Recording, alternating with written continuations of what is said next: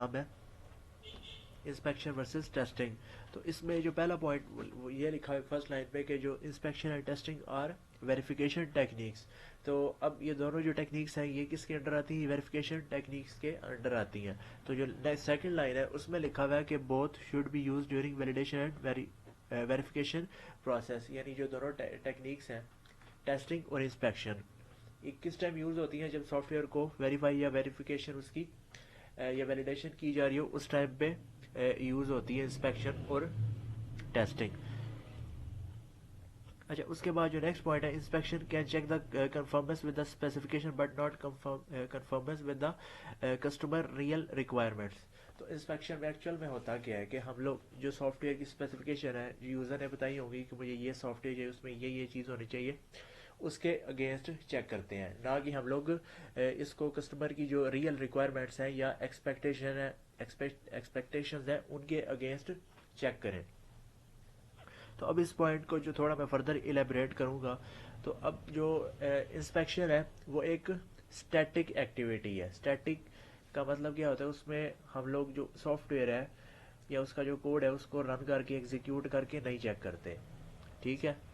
उसमें कोड को एग्जीक्यूट नहीं किया जाता। तो इस वजह से हम लोग जो स्पेसिफिकेशन है सिर्फ उसी के अगेंस्ट ही चेक करते हैं। अब जो दूसरा पॉइंट लिखा हुआ है कि जो इंस्पेक्शन है उसको जो रियल रिक्वायरमेंट्स है कस्टमर की या जो उसकी एक्सपेक्टेशंस है उसके अगेंस्ट नहीं यूज़ किया जाता। तो अगर हम लोग यूज़र एक्सेप्टेंस की बात करें तो यूज़र जो है वो कोड को चला के उसको यूज़ करके जो है वो उसको चेक करेगा, ठीक है? तो वो काम करने के लिए जो दूसरी टेक्निक है टेस्टिंग वो यूज़ होती है, क्योंकि टेस्टिंग जो है वो एक डायनामिक एक्टिविटी है। तो उस टेक्निक के अंदर हम लोग जो सॉफ्टवेयर है या कोड है उसको चला के चेक करते हैं, ठीक है? तो इस पॉइंट का मतलब ये है। तो नेक्स्ट पॉइंट क्या है कि inspection can not check the non functional requirements. तो नॉन फंक्शनल रिक्वायरमेंट्स इंस्पेक्ट नहीं हो सकती उसमें, जिस तरह ये परफॉर्मेंस है, यूजिबिलिटी है, इसके अलावा जो रिलायबिलिटी होगी, ठीक है, स्केलेबिलिटी होगी, या उसका जो रिस्पांस टाइम है वो कम होना चाहिए, रिस्पॉन्सिव होना चाहिए। तो ये वाली जो रिक्वायरमेंट्स हैं ये चेक नहीं कर सकते इंस्पेक्शन में। उसके बाद नेक्स्ट पॉइंट क्या है कि inspection does not require execution of program. तो इज अ स्टैटिक एक्टिविटी, तो हम लोग इसकी बात कर चुके हैं। उसके बाद नेक्स्ट पॉइंट क्या है कि मैनी डिफरेंट डिफेक्ट्स में be discovered in a single inspection.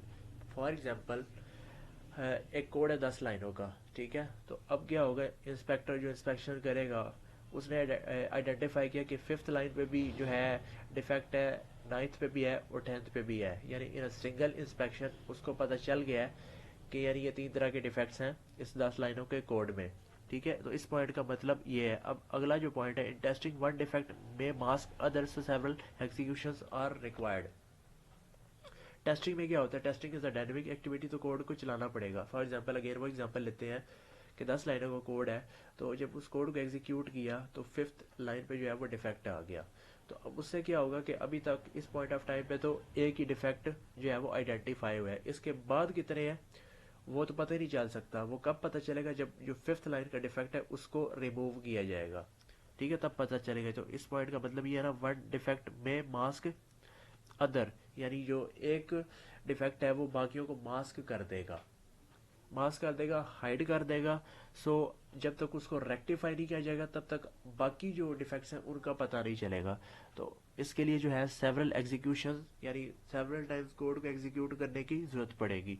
तो ये फर्क हो गया इंस्पेक्शन और टेस्टिंग का।